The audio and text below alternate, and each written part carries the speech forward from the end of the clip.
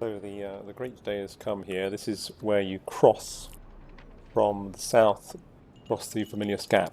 Now for this course you need a Sandbike, which I have built, and it helps if you do the contracts that you get here at Griffins Reach, because the reward for one of them is a Sandbike booster and Sandbike inventory Mark II. The booster makes crossing to the north feel much more secure and safer. You can do it without one, but it just feels a bit less stressful if you've got a booster to go a bit quicker.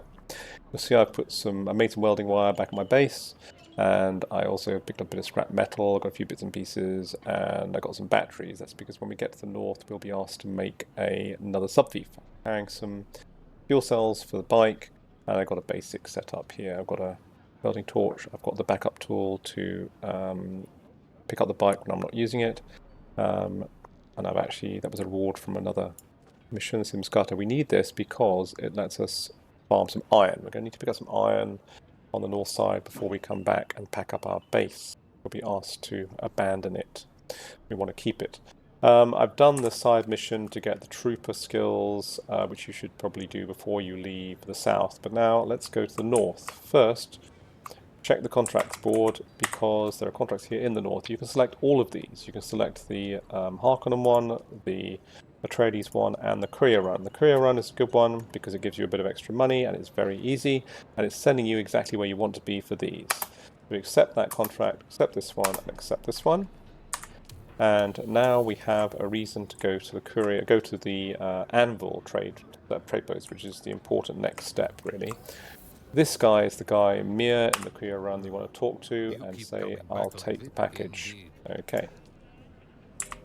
And now it's just a matter of getting to the anvil, which is up here.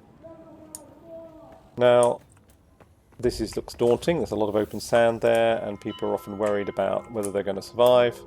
And I'm going to show you how easy it actually is to cross that without being eaten by a worm. If I do get eaten, then the joke is on me, because yeah, it shouldn't really happen. So, let me get my bike together. There it is. That was another player just running past. And I'll get on the bike. No, I'll get off the bike in a moment. What I need to do first is I need to assemble. I need to put the booster on the bike. That's kind of important. Now I'll get on the bike. And I need to go down from here. Now, there is no collision damage, so you can actually drive just straight off the edge with a bike. It's not going to damage it. It may not look very elegant, but it's the quickest way to get down, usually. Just to drive off the edges of things. Because all we want to do now is get down to the bottom, so we can cross that large expanse of sand. Okay. So we're heading for the anvil, which is on the other side of this big open area. Just going to refuel on the way. I've got some fuel cells. My fuel looks a bit low.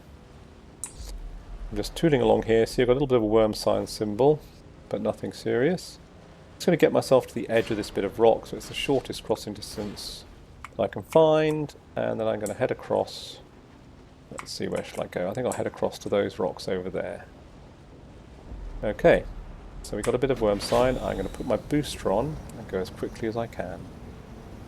Don't let it overheat. If you do, you're pretty much guaranteed to get eaten by a worm. Not really, but it might happen. So, you can hear the worm.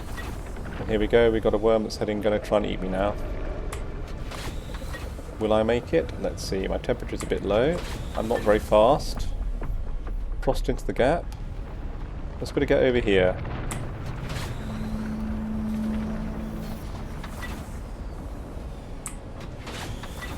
And he's going to be chasing me. And it made it. There we go.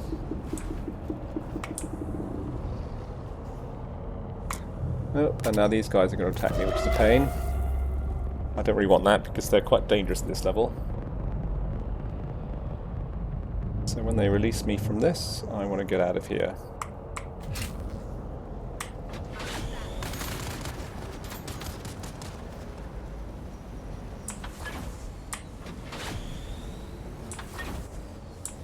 Fortunately, I'm on my bike, so I can actually lose them.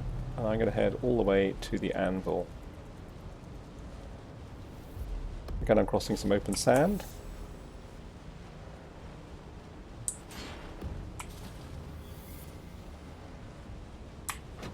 It's not too bad. And something I need to remember to do over here is to find some iron and harvest it, because I'll need that when I get back.